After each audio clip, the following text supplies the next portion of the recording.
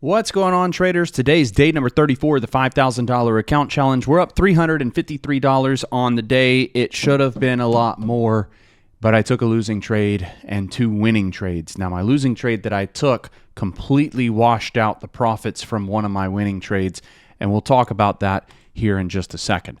So first trade that I took today was on Apple. This is going to be a short idea under $231. Straight off the day trade watch list, Apple was already showing relative weakness in the morning with the gap down. Everything else was moving up. Apple was not. 1 minute time frame, Apple breaks below 231 here.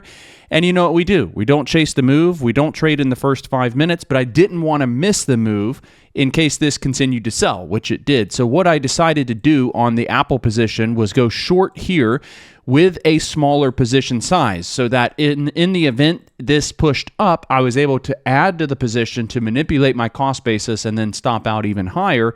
But if this sold down, I at least was in the position to make some money. And that's what happened. So I got my initial fill price on this candle there. I did not get my add, so I did not put size on with this position. It sold down to the low of day. I was offered 20%. And I went ahead and took the profits at 20% while it was offered. Now, I was thinking about going back in on this position over here if it were to rally, but it never rallied up high enough for me to retake the position, and it sold off lower. So I kind of wrote this one off, and I said, you know what? The trade on Apple's already happened.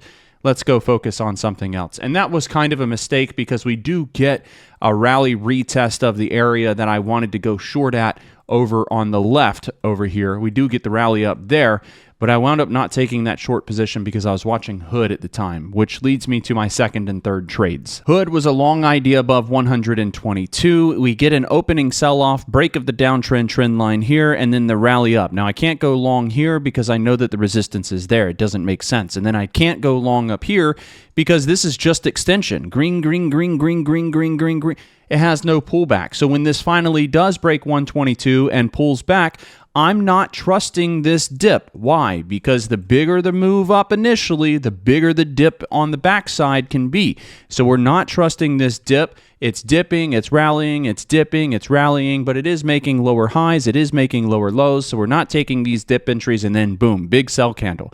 That's a pretty aggressive candle. I'm not trusting the dip on this candle to buy it, though that would have been a great entry. So what I decided to do, because that candle's so large, I said I need to see a break of this downtrend trend line right there. So I drew a downtrend trend line that looked like this initially. And when we get the break of the downtrend trend line and the higher high and the higher low and the higher volume, everything here for me is confirmed. I'm looking for this pattern here to break out to the top side and give us the run to high of day, and it doesn't happen. This breaks down, and when this breaks down, I wind up cutting the trade. It was a little over about a 10% loss. For me, it was about a $500 loss on this position. I was in with full size here. I was not sized down. That one trade actually put me red on the day, but then I told the team, I said, you know what? We had this really tight downtrend trend line drawn. Let's adjust that downtrend trend line to connect this rally here and then draw it across the tops of those candles there. And so utilizing the same strategy that we just did to take a trade on Hood the first time, we use it again to take a trade on Hood for the second time. This time we're waiting for the break of the downtrend trend line. We get that. We're looking for the higher high. We're getting that.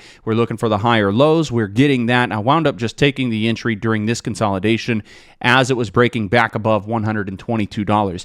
This does give us the rally up to the high of day where it initially rejects, but before we got that rejection candle, I wound up closing the position out for about a 10% gain, about a $500 gain, and I took my profits simply because we were nearing the high of day, and this was enough of a gain to recoup the loss that I took over here. So the loss on Hood here is totally negated by the gains on Hood. So this is a washout, and that only leaves me with the profits left on Apple, which gives us a $353 gain overall on the day. I will admit I'm not super happy about the execution today. This is not my best day of trading, but given the recent circumstances and market conditions, I feel like I did okay. So I'm just happy to be green. And I'm really surprised that this isn't a red day, to be honest with you. At any rate, that's going to wrap it up for day number 34 of the $5,000 account challenge. And I do hope that this video helps. Thank you so much for your time and watching the video, and we'll see you tomorrow for day number 35 of the 5K account challenge. Cheers.